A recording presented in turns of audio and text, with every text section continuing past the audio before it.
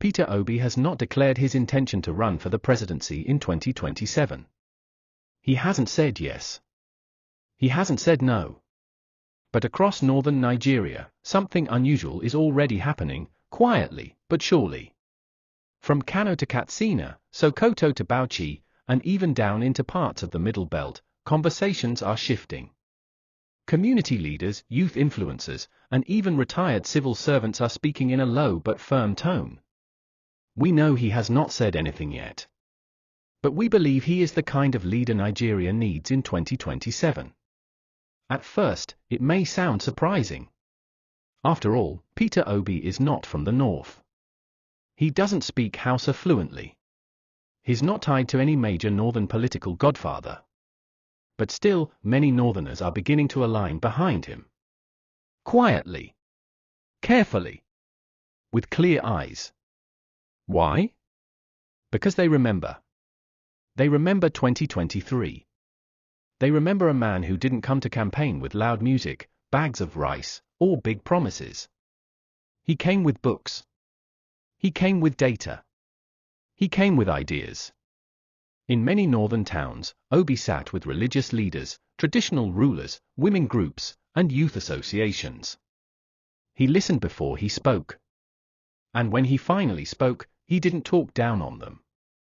He didn't try to manipulate. He told the truth. In one part of the north, a youth leader recalled, "Peter Obi came to our city. He didn't say he will give us heaven. He just said, I want to serve. Hold me accountable." That touched me. In a political space where leaders often come to impress, Peter Obi came to connect. That made all the difference. The North saw it. They saw his humility. They saw his discipline. They saw his fear of God. He didn't mock religion. In fact, he always started his speeches by saying, "Let me thank Almighty God for the gift of life and peace in this country." That kind of leadership, one that combines faith, facts, and humility, is something that many northerners long for. In Kaduna, a group of northern elders recently held a closed-door meeting. It wasn't about tribal politics. It wasn't about religious loyalty. The discussion was simple. Who can we support in 2027 that will not betray Nigeria? One name kept coming up, Peter Obi. And these weren't members of the Labour Party. Many of them have never voted outside their region. But this time, they say the country is bigger than any zone. They said, "We've tried our own brothers. We've tried the rich men. We've tried the godfathers. It's time to try the man with a clean record." That's why you're seeing something new, not on the news, not on Twitter, but on the ground. Young northern entrepreneurs are saying, Obi understands business. He will help small traders. Teachers are saying, he built schools in Anambra. He will fix our broken education. Health workers are saying, Obi paid salaries, funded hospitals, and didn't borrow recklessly. And even street boys are saying, he doesn't throw money, but he respects poor people. All of this is building quiet momentum. It's not noisy yet. But it's serious. Some northern groups are already forming small cells, not to make noise, but to start organizing ahead of time. They are saying, if Obi finally declares, we must be 10 steps ahead. This is not about politics as usual. It's about trust. For too long, Nigerian politics has been about tribe, religion, or who shares money the most. But now, the North is seeing the danger of that old thinking. Poverty is everywhere. Insecurity is rising. Many farmers are afraid to go to their farms. Schools are underfunded. Hospitals are failing. And now the question is being asked. Must we continue like this just because of tribe? That's why Peter Obi is gaining quiet strength in the North. They see him not as an Igbo man, but as a disciplined Nigerian who wants to fix the system. They see him as a man who doesn't drink from corruption. A man who doesn't speak carelessly. A man who doesn't have foreign properties or offshore accounts. That alone has made many Northerners pause and think. Wait, what if this man is the one we've been waiting for? And that question is spreading, from motor parks to university classrooms, from radio programs to mosque compounds. Many Northerners are not waiting for his official declaration. They are already preparing. They are already aligning. They are already saying, "We will not be used again. This time, we will support who is clean." So, while Obi may still be silent, while he may still be praying, watching, and waiting, the North is not sleeping. They are thinking, planning, and moving. And their eyes are slowly, but surely, turning toward one man. Peter Obi. When Northerners start calling someone a true leader of the people, it means something deep. It's not just a political compliment, it's a sign of respect, trust, and hope. And now, that phrase is slowly being attached to one man who hasn't even declared any intention for 2027, Peter Obi. But why? Why would a region that traditionally backs its own now begin to speak about Peter Obi with admiration?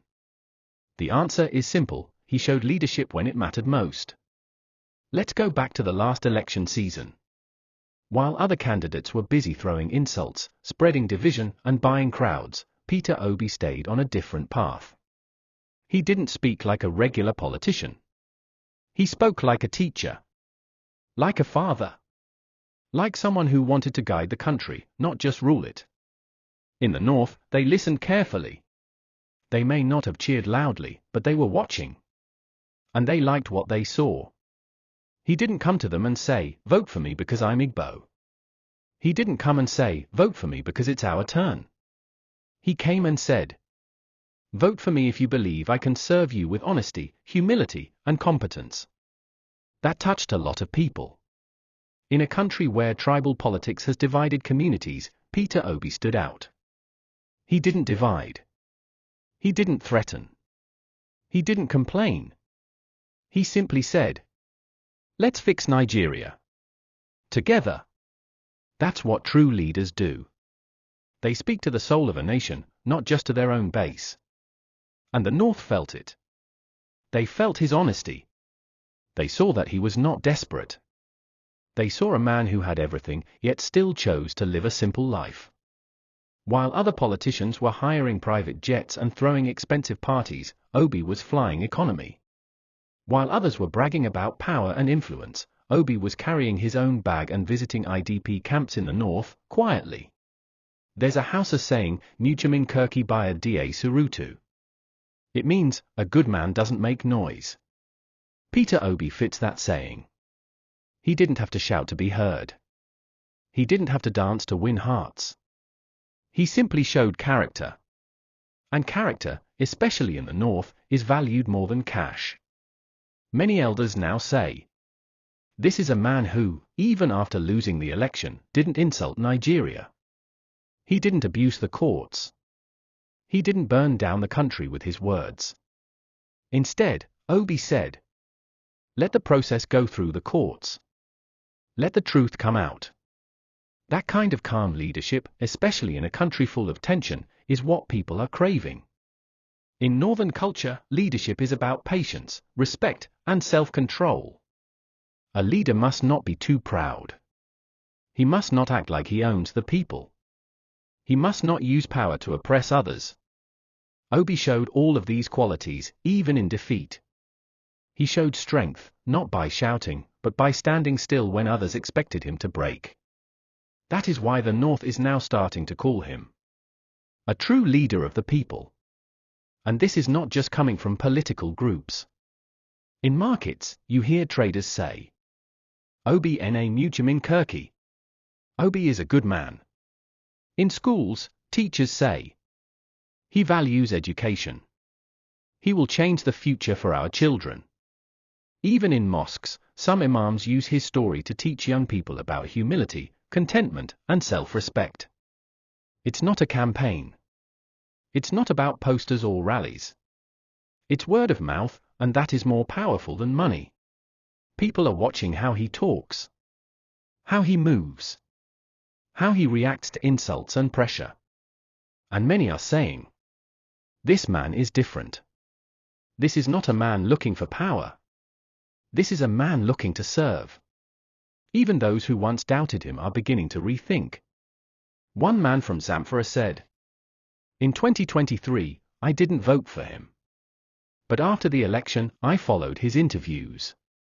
I listened to his speeches. Now I believe he has sense. He is focused."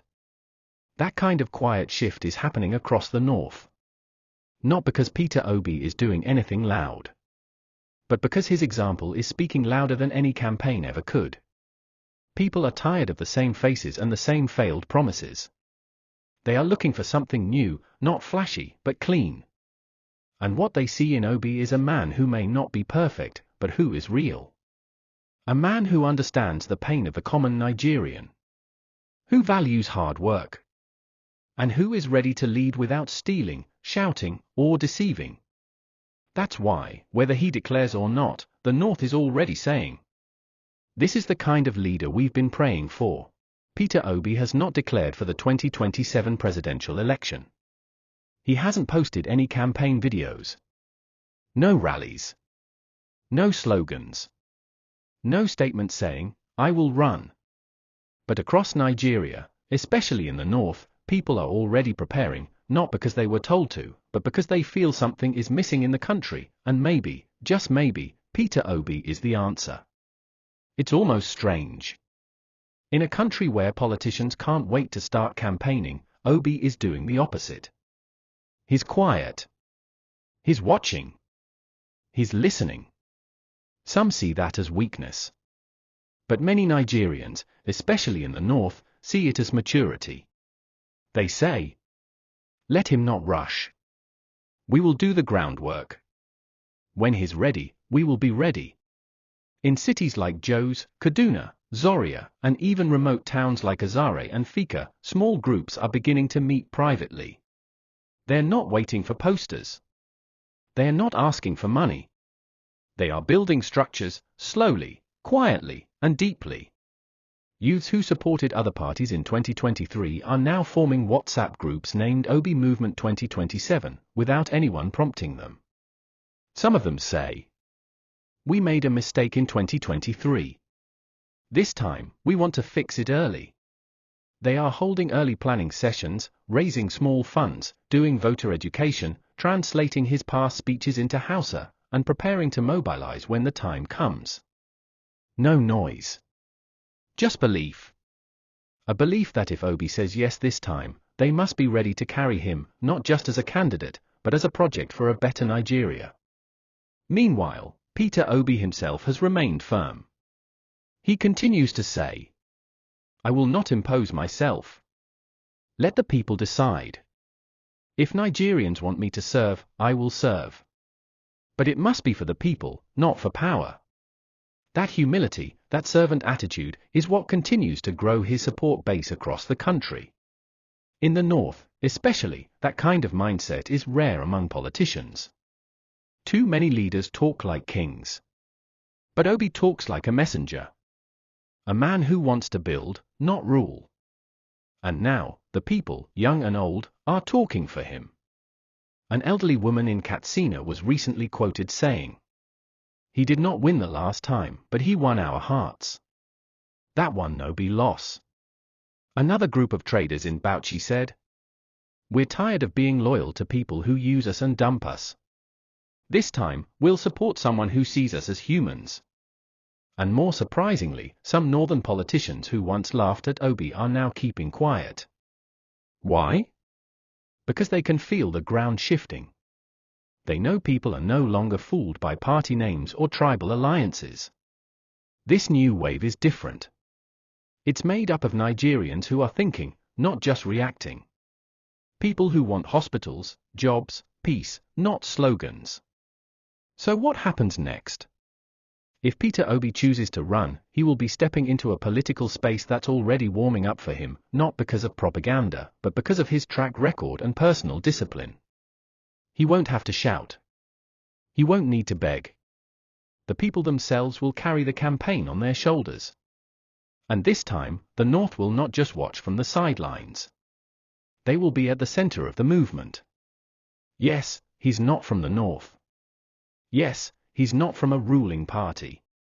But many Northerners are now saying, we don't care where he comes from. We care where he's going, and where he wants to take Nigeria. This is how real change begins. Not with politicians forcing their names into your face, but with people begging a man to serve. Already, respected Islamic scholars, retired military men, school teachers, farmers' unions, and youth leaders are discussing how they can support Obi if he declares. Not because they were paid. Not because they were promised contracts. But because they believe it's time to put Nigeria first. In some northern universities, students now use Peter Obi's story in class discussions about integrity and leadership. In churches and mosques, you hear sermons reminding people that leaders must fear God and serve the people, and Peter Obi is mentioned as an example. This is beyond politics now. It's becoming something spiritual, moral, and generational. So, the big question remains. Will he run? Nobody knows for sure. Not yet. But here's what we do know. If Peter Obi decides to enter the 2027 race, he will not be coming alone. He will be coming with the hopes of millions of Nigerians, north and south. He will be coming with the strength of people who have nothing, but still believe. He will be coming with silent prayers from mothers, workers, and students who just want a better life.